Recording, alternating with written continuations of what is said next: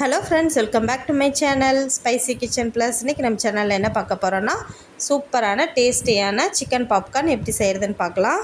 இன்றைக்கி நான் 1/2 கிலோ போன்லெஸ்ஸும் போனும் கலந்த மாதிரி சிக்கன் குட்டி குட்டி பீஸாக கட் பண்ணி நல்லா க்ளீன் பண்ணி வாஷ் பண்ணி எடுத்து வச்சுருக்கேன். இப்போ இந்த சிக்கனை வந்து நம்ம ஃபஸ்ட்டு மேரினேட் பண்ணி 2 hours நல்லா ஊற வைக்கணும். நம்ம ஃப்ரிட்ஜில் வச்சிடலாம். இப்போ அதுக்கு தேவையான பொருட்கள் என்னென்னு பார்த்துடலாம். மிளகுத்தூள் 1 டீஸ்பூன் சேர்த்துருக்கேன். இஞ்சி பூண்டு பேஸ்ட்டு 1 டீஸ்பூன், சீரகத்தூள் 1 டீஸ்பூன், சோம்புத்தூள் 1/2 டீஸ்பூன், அப்புறமா காரத்துக்கு தேவையான அளவு மிளகாத்தூள் சேர்த்துக்கலாம். நான் 1 டேபிள் ஸ்பூன் அளவு மிளகாத்தூள் சேர்த்துருக்கேன். இப்போ கூடவே சிக்கனுக்கு தேவையான அளவு உப்பு சேர்த்துக்கலாம். 1/2 லெமன் புளிஞ்சு வச்சுருக்கேன், அதையும் சேர்த்து இப்போ நம்ம சிக்கன் கோட்டிங்க்காக ஒரு 3 டேபிள் ஸ்பூன் அளவு கார்ன்ஃப்ளவர் மாவும் 3 டேபிள் ஸ்பூன் அளவு அரிசி மாவும் சேர்த்து நல்லா மிக்ஸ் பண்ணி விட்டுக்கலாம். இப்போ ஒரு முட்டையும் உடச்சி ஊற்றிக்கலாம். தண்ணி எதுவுமே சேர்க்க தேவையில்லை. நம்ம இந்த முட்டையில் உடச்சி ஊற்றணும் இல்லைங்களா, அந்த இதே போதும். தண்ணி சேர்க்காமல் நல்லா கையிலேயே மிக்ஸ் பண்ணி எடுத்துக்கலாம். நல்லா மிக்ஸ் பண்ணி வச்சுங்க. இப்போ வந்து இது ஒரு 2 hours ஃப்ரிட்ஜில் வச்சு நம்ம எடுத்து வச்சிடலாம்.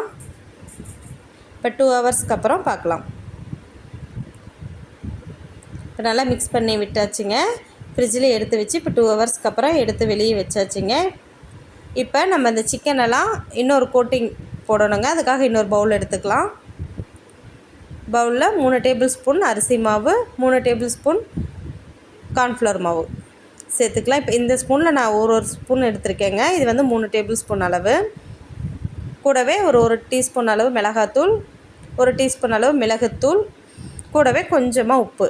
ஆல்ரெடி நம்ம சிக்கனில் உப்பு சேர்த்துருக்கோம், பார்த்துட்டு கம்மியாக சேர்த்துக்குங்க. இப்போ இந்த பக்கமாக ஒரு பவுலில் ஐஸ் க்யூப் போட்டு தண்ணி எடுத்து வச்சுருக்கேன்.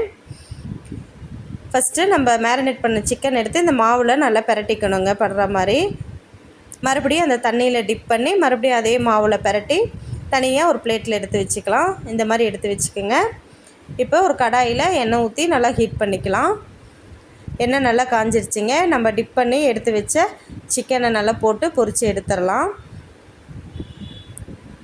அடுப்பை மீடியம் ஃப்ளேம்லேயே வச்சுக்கோங்க, ரொம்ப ஹை ஃப்ளேமில் வைக்க வேணாம்.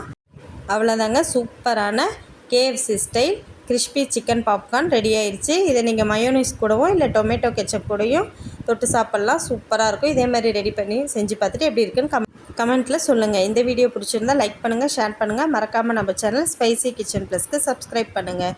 தேங்க்ஸ் ஃபார் வாட்சிங்.